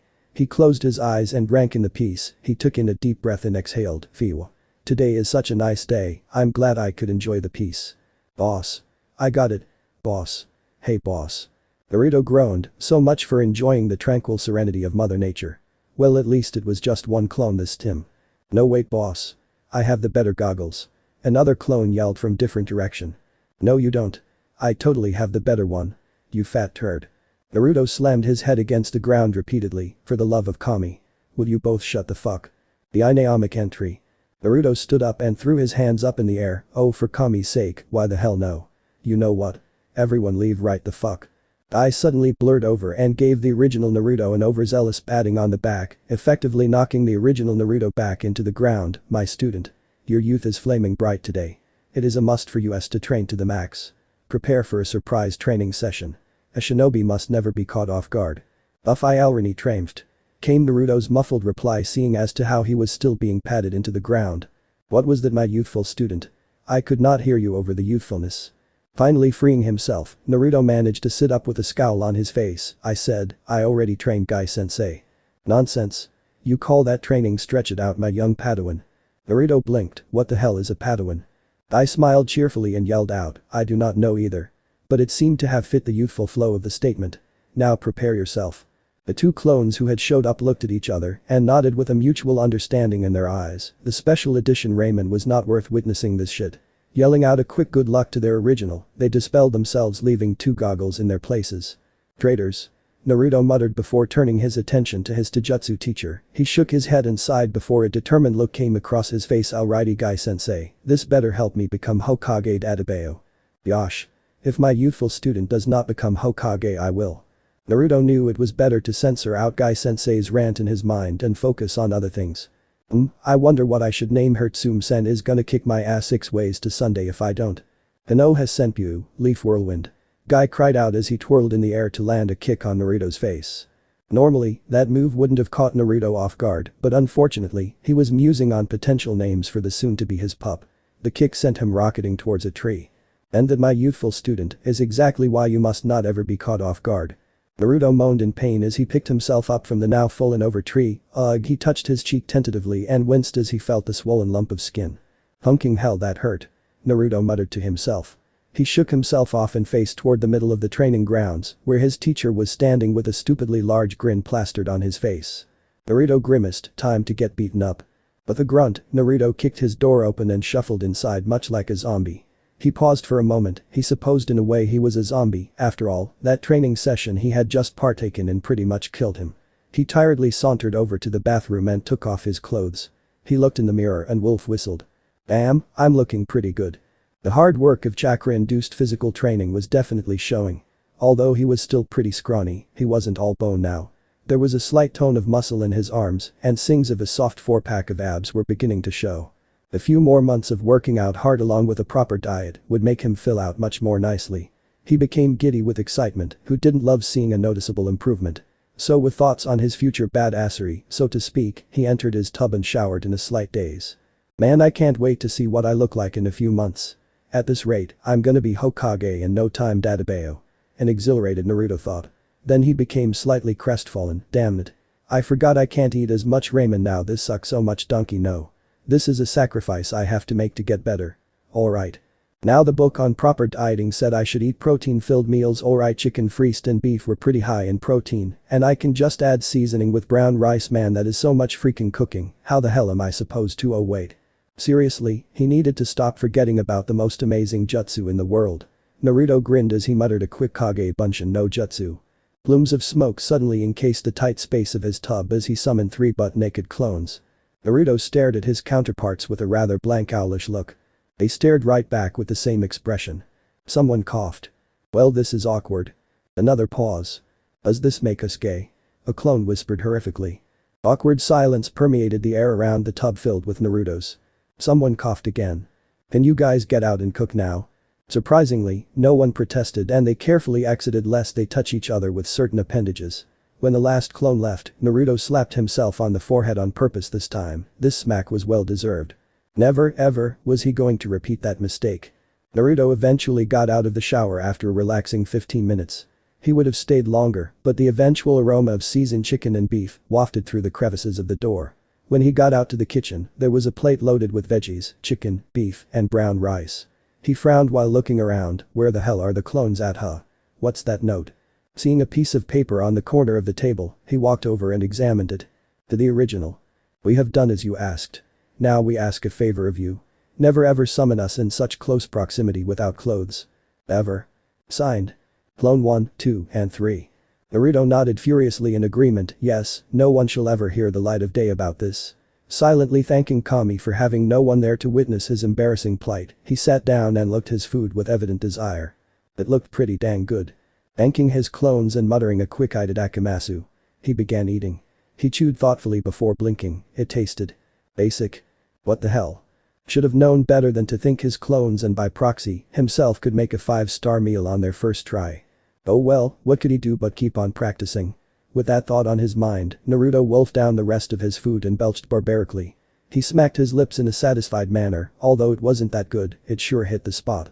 He said while patting his bulging stomach affectionately. After he felt digested, Naruto then began to perform his routine stretches. Guy-sensei told him he had to start implementing stretches daily, once after he wakes up and once before he went to sleep. Guy-sensei had something about taller and more limber that would allow greater blah blah blah. All Naruto knew was that after a workout, stretches felt heavenly. So he did them, otherwise, he probably wouldn't do it, seeing as to how no one was there to force him to. After going through various stretches for about 15 minutes, he went over to his bed and collapsed on it with a satisfied moan. He released a big sigh and curled up to his little plush doll. Yes indeed. 10-year-old Naruto still has a giant toad plush. In all actuality, it was really freaking ugly. But still, it was his. He treasured everything he received as a gift. Naruto frowned. To this day, he still wasn't able to figure out on who even gave it to him. It was just there on his bed one day. Initially, he thought it was a trap. I mean, come on, a big-ass plush staring at you in the eyes while sitting propped up dead center on the bed. To Naruto, that was suspicious as hell. So naturally, Naruto went to his good old Jiji and told him about it. But instead of being worried as he was, the Sandaime had an amused expression. "Ah, Naruto-kun, rest assured it is no trap. In fact, think of it as a gift from someone watching over you." Naruto had pestered and interrogated what he meant by that statement, but he never got a straight answer from the Hokage. Ah well, he had long since given up on finding out who had gave him his dollar plush animal. Naruto yawned as he pulled the giant stuffed toad closer to him as he drifted to sleep. Naruto drummed his fingers against the desk relentlessly as he peered out the window. He had somehow managed to get to class a bit early again, and once again a certain Uchiha was near him. "Fight me, dope." Naruto sighed. This had been going on for the past 10 minutes. "Team, you said so yourself. I am the freaking dope. Why would you want to fight the dope of all people? Shouldn't you fight Kiba or someone else?" Naruto asked in an annoyed voice, though he suspected the reason of Sasuke wanting to fight him had something to do with Itachi. "I don't care, dope, I demand a fight right now." "Nah. I demand a fight as an Uchiha." "I don't care if you're an Uchiha." Sasuke glared at the blonde before resuming his demands. "You should be honored. Now stand up and fight." "I don't wanna." "Fight me, dope." "Alright. Fight me. Wait, what? You Ajir, of course you'll fight me. I am an Uchiha. I will always get what I want." Naruto held his chin thoughtfully. Alright, let's meet at training grounds 249. "Where the hell is that a dope?" Sasuke angrily asked. "Don't tell me the almighty Sasuke-sama doesn't know where a simple training ground is. So much for being the superior intellectual being." "Shut up, dope. I'll find it right now." Sasuke seethed before angrily storming out. Naruto leaned back in his chair and kicked his feet up on his desk and gave a relaxed airy sigh. The lazy voice spoke. "There is no training grounds 249, is there?" Naruto smirked before responding to Shikamaru, "Of course not. I just had to get the team off my back somehow, Dadabeo." Shikamaru muttered a quick troublesome before placing his head down on the desk to sleep once again.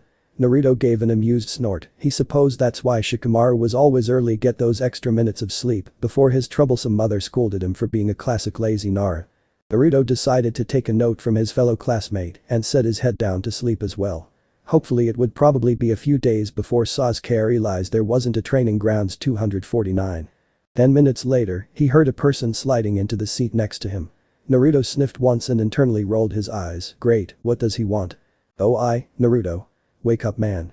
Surprisingly, the one who responded to the rather obnoxious voice was none other than one Shikamaru Nara. "Troublesome, Kiba, you're 5 minutes early. Go away or drag Naruto somewhere else.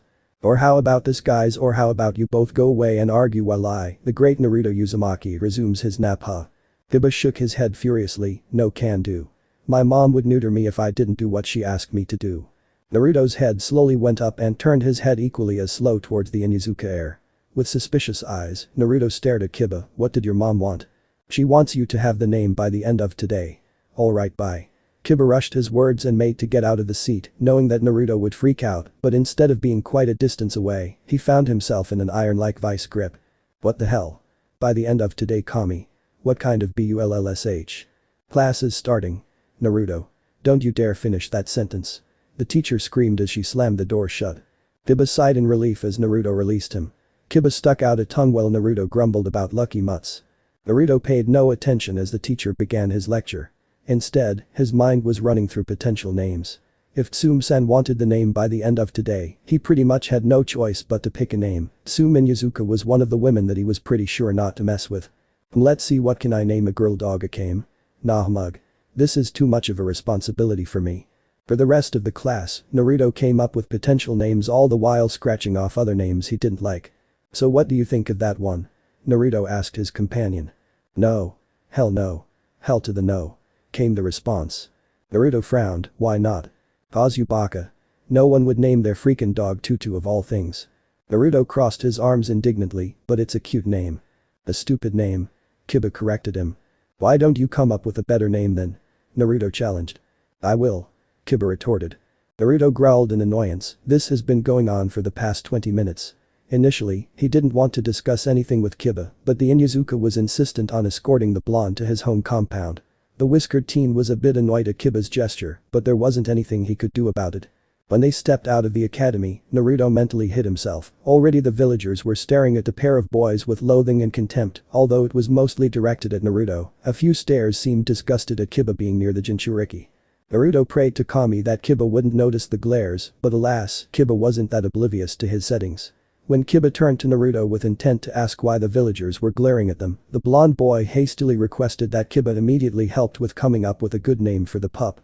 20 minutes later, they found themselves deeply rooted into the process of naming the dog. Which was what they were currently arguing about. Okay, how about Mimi-chan?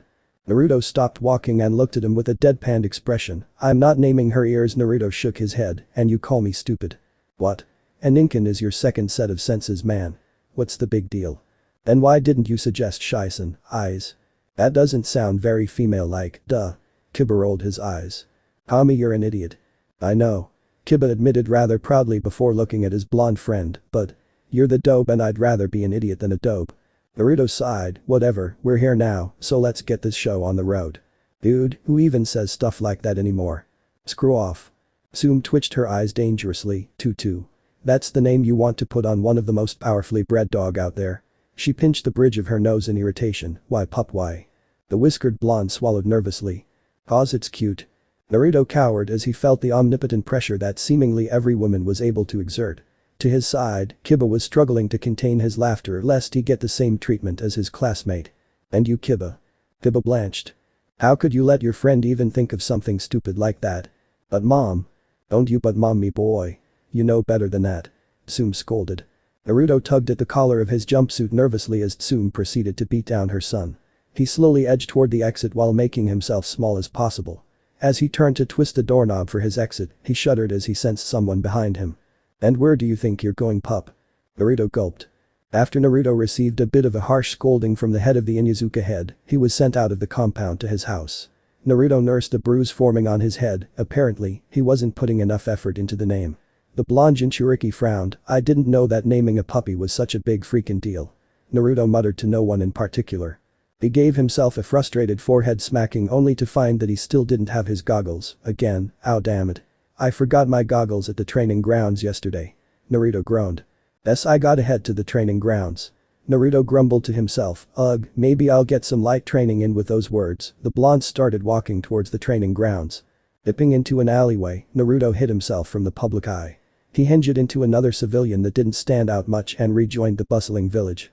As he headed toward the training grounds, he noticed that the day was still early, maybe noon, at the latest. He pondered as to why he had so much time left for several minutes, before coming to the conclusion that the new academy teacher wasn't prepared to fill Iruka-sensei's role. Oh well. I'll just train while coming up with a name after all, Kage Bunshins are just that awesome. Naruto thought aloud. Realizing that he had reached his destination, the whiskered blonde summoned several Kage Bunshins to roam the training ground in search of his goggles. Several minutes later, the Kage Bunshins convened where the original stood and presented the goggles to him. Naruto adjusted the goggles onto his forehead and sighed comfortably, it just felt so right. Looking at the clones, Naruto then proceeded to instruct that they sit down and come up with a name. The 10 clones he summoned then went to a more secluded area and sat in a circle to discuss names. The original Naruto yelped a quick Kage Bunshin no Jutsu. And summoned several more clones to spar with. Several hours later, Naruto was found lying down panting heavily on the ground. So much for light training, it seems his clones didn't give two flying about him and definition of light. The blonde groaned as he uprighted himself and started heading towards the circle of sitting clones. So did you guys come up with a name? A bruised original Naruto asked. Oh yeah, we came up within the first couple of minutes. A clone replied casually. The real Naruto looked slightly offended, the hell why didn't you tell me immediately? Well, we don't really get out much so we just enjoyed being outside. Another clone answered. The original paused, alright, fair enough, but the name better be good or else. Where you remember, of course you're gonna like it. Alright, let me hear it. The name we decided is. Insert dramatic pause. Big ol' beep. What the flying foo. Just kidding. We decided to go with Saki. It means blossoming hope. It's good na. Hey, that's actually a good name. Good job everyone. Without waiting for their response, Naruto immediately dispelled them. Yada. I'm gonna go tell Tsume-sen right now. Naruto excitedly hinged and ran towards the Inuzuka compound with obvious eagerness. What do you mean I have to take a test? Naruto yelled. He repeated his yell again in pain as Tsume bopped him on top of his head. Don't you bark at me, pup. Tsume glared, efficiently silencing any protest that Naruto was about to voice, before continuing, and the reason for this is because I don't know how adequate your knowledge is about taking care of a dog. But you gave me the books to study for this moment. Tsume held her hand up. I know pup, but who's to say you actually did read it? I'm not saying you didn't, but you still had the rest of this week to read it, so you could have held off on reading it. Naruto took on a contemplating face before blowing out a conceding breath. Man, fine, that's fair, I guess I'll take the stupid quiz. Tsume gave an amused scoff before nodding in satisfaction. She promptly began questioning the young blonde about various aspects of taking care of a ninkin and puppy in general. When Naruto answered all the questions to Tsume's satisfaction, she slapped him on the back. Good job, Gaki. Knew you weren't an idiot my son made you out to be. Naruto's smug facial expression soured into a scowl. What? I am not an idiot. The teachers are all just giant douchebags. I swear they can rival the douchebaggery of the Hyuga and the Uchihas. Tsume punched the boy on top of the head before chuckling. No slandering names in my house. Understood. Hi Tsume-san. So what do you think of the name? Did you like it? Naruto nervously asked. As Tsume stared at Naruto impassively for several moments, Naruto fidgeted and hastily spoke, but oh, of course I can change it. I'll just come back tomorrow or by sometime this week with a better and more reasonable and suitable name. I like it. Tsume grinned at seeing the face plant of the boy. Messing with the boy was pretty entertaining to say the least. When Naruto recovered, he had an excited smile on his face. Yay. I did pretty good, huh? Tsume patted the boy on the head affectionately. You didn't do too shabby, pup. Naruto's eyes gleamed with pride as he bowed. Thank you, Tsume-san. The Inuzuka head gave a surprising genuine smile and told him to wait there while she went to go retrieve his puppy. Naruto bounced with excitement as he waited. An irrevocable smile painted itself on the whiskered face of the Jinchuriki. Boy dope. What are you doing in my house bouncing around like an idiot? Kiba Inuzuka all but yelled as he came into the room. Oh. What's up, Baka? I'm getting my puppy now. Naruto shouted back excitedly. You know, I've been meaning to ask what kind of puppy are you getting anyways? Don't you remember the pup you brought to class? Naruto questioned. Kiba's eyes widened. Whoa. What?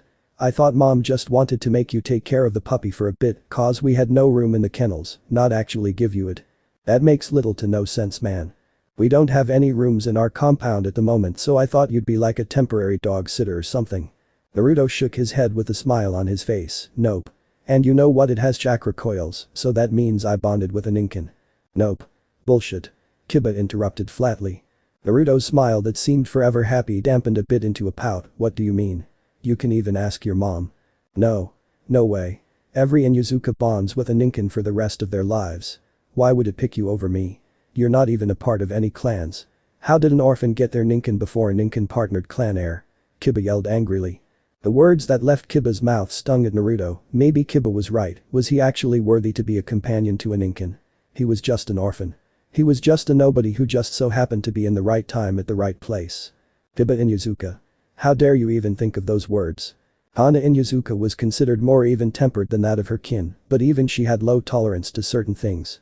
Degrading someone that doesn't deserve any of it was one of the things she held no tolerance to, so imagine her coming home from her duties to hearing her little brother being such an ass to another human. Needless to say, it did not make her happy at all. Kiba paled as he recognized the voice, while Naruto looked around to identify the rather terrifying tone the person had yelled in. Hearing incoming footsteps pound their way through the hallway, Naruto and Kiba's focus zoomed in on the entryway the footsteps were heading toward. Hana had long brown hair which she wore in a ponytail with 2 locks of hair framing her face over her large black eyes. She also had a light shade of lipstick on and has the traditional fang-like tattoos of the Inuzuka clan on both of her cheeks. Kiba funking Inuzuka. How dare you act like that to one of your classmates? I oughta. Naruto gulped nervously. Harem Kurenai Wani-san. Hey, pretty older sister. You don't have to yell at him. I actually don't know what I was thinking when I wanted to adopt the puppy. Naruto confessed. Just then, Tsume walked in with the puppy and the baby canine immediately barked in excitement as it sighted the familiar mop of blonde hair. Tail wagging as Tsume set her down, the puppy immediately bolted towards Naruto and jumped to tackle the blonde. Whoa. Hey there little girl, how have you been? Haha. Naruto held the puppy and laughed as the puppy licked his face. Bark. Bark bark. Hana Inuzuka decided to speak then. See Naruto. The puppy loves you. And as long as you love it back, there won't be an issue, so make sure you love that puppy with everything you have, got it? Naruto nodded and thanked Tsume and Hana as he held the puppy to his chest. He gave a deep bow to the 2 elder Inuzukas before leaving without acknowledging Kiba. Said Inuzuka air was found creeping away as Hana rounded her fury towards him. And where the hell do you think you're going? Kiba paled. Tsume frowned. What's the issue, Hana? Hana grabbed Kiba by the scruff and proceeded to tell their mother about what Kiba had said. Tsume stared at Kiba impassively as the child gulped. "I'm in trouble, aren't I?" Kiba whimpered. Intense screams of pains could later be heard from the Inuzuka compound for hours. Naruto hinged into another random civilian and looked at Saki to see her taking on an adorably confused face. He picked her up and brought the pup to eye level. "Don't worry Saki-chan, it's just a disguise." He undid his hinge, "See?" Saki simply wagged her tail and attempted to lick his face. Naruto chuckled as he set her back on the ground. "Alright Saki-chan. Let's go get you some food," Naruto declared as he redonned his disguise technique. About 15 minutes later Naruto found himself standing in front of the Inuzuka compound. "I can't believe the Ninken store is connected to the freaking compound." He looked down at Saki, "Go figures huh?" Bark bark. Naruto chuckled and walked in the store with his puppy in tow. As he pushed the door open, bells jingled and he heard a quick greeting. "Welcome to the Inuzuka." Suddenly, without him even noticing it, Naruto felt a kunai pressed against his throat and heard the assailant speak in low voice. "Where is he?" "Where is who?" "Bark. Bark. RGGGHH." Naruto heard the dog growl and leap at his assailant, only to hear a thud followed by silence. "Saki!" Naruto cried out. In a moment of adrenaline-fueled strength, Naruto loosened the grip and threw his assailant over his shoulder. Immediately, Naruto turned his attention to his dog and picked her up. "Where is he?" the assailant hissed. Naruto turned towards the voice. "Where is Ni-chan?" "I won't ask again." "Where the hell wait what? Don't you recognize me Databeo?" Naruto cried out. Hana Inuzuka narrowed her eyes at the man in front of her. "Where did you get that puppy?" "Saki-chan. She's mine. We literally just met like 20 minutes ago. Why don't you recognize oh. Sorry." Naruto quickly undid his hinge to see Hana's tense stance. Hana, realizing who the man was, took on a horrified expression. "Oh Kami. I am so sorry.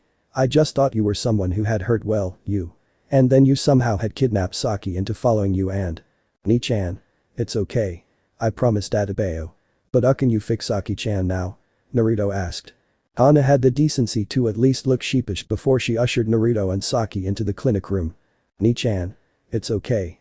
I promise." Naruto told her for what seemed like the 100th time. Hana was horrified that she had knocked out Saki and attacked a civilian, and to make it worse, it was a 10-year-old boy. Apparently, Hana Ni-chan thought that a random civilian had done something with him and had taken his puppy as a trophy. "No, it is not. Not only does this step on my morality, it's pretty freaking illegal for shinobis to attack civilians. But I'm gonna be a ninja soon," Naruto countered. "But are you a ninja as of?" Hana argued back. "No," came the sullen voice of Naruto. "You know what, since I did all of that, I'll give you your dog supplies for free. How does that sound?" Hana offered with a grin. "Wow. Really Ni-chan?" the boy excitedly asked. "Yeah, but don't tell my Ka-san, she wouldn't be too happy about what happened today, you know." "Oh yeah. I completely understand. Wait, before anything, can you give Saki-chan some treats to stop a growling?" And all Naruto trailed off while looking at his growling pup. Saki-chan still seemed to be bitter about Hana knocking her out. "Oh. Sure, I'll get this really popular and nutritious one." Hana went to the back and rummaged through the premium packages that were of the highest value, containing various dog-related items. Eventually, the daughter of the Inuzuka head came back and came with a moderately sized bag of dog treats.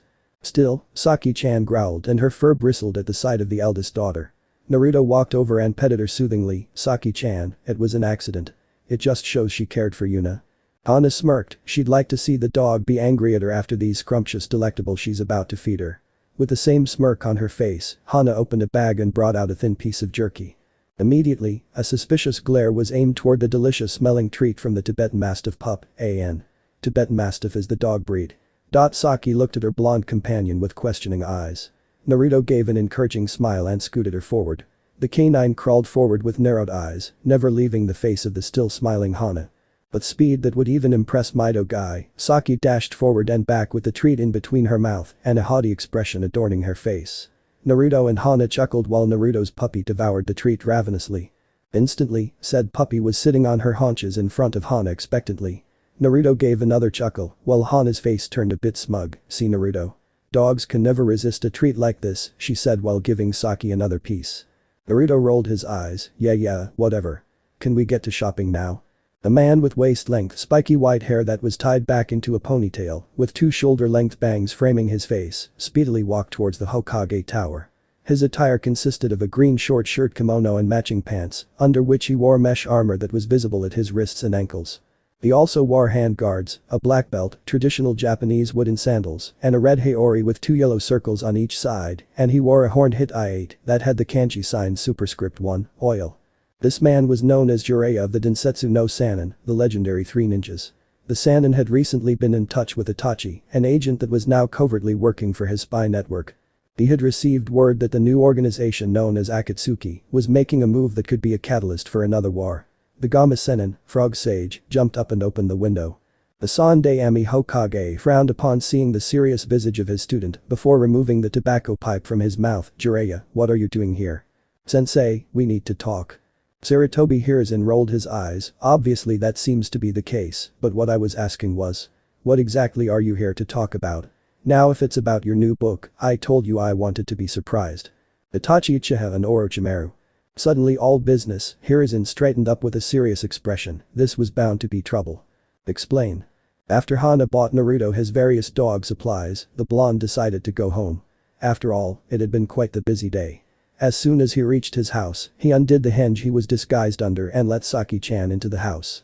Welcome to your new house, Saki-chan. Naruto watched on with fondness as the puppy barked once with happiness before scurrying with excitement. Almost instantly, a sense of foreboding came upon Naruto. Rapidly looking at everything that could possibly cause such feeling, his gaze finally fell upon an innocent-looking puppy. Naruto narrowed his eyes and spoke in a low voice, Saki-chan. The puppy tilted her head back and forth in almost a smug fashion. Naruto crept towards his puppy speaking with the same low voice, Saki-chan, whatever you do don't. Just before Naruto was about to make a grab for her, he froze. Sweat started dripping down his forehead as he saw Saki lift one of her hind legs. What the fuck? Naruto quickly cut himself off as Saki seemed to have furrowed her eyebrows, as if she knew he was cursing. I mean, Saki-chan, let's just go back outside na. Wouldn't that be so much better? Naruto nervously spoke. Since when did female dogs piss with a leg up anyways? I thought it was only the male.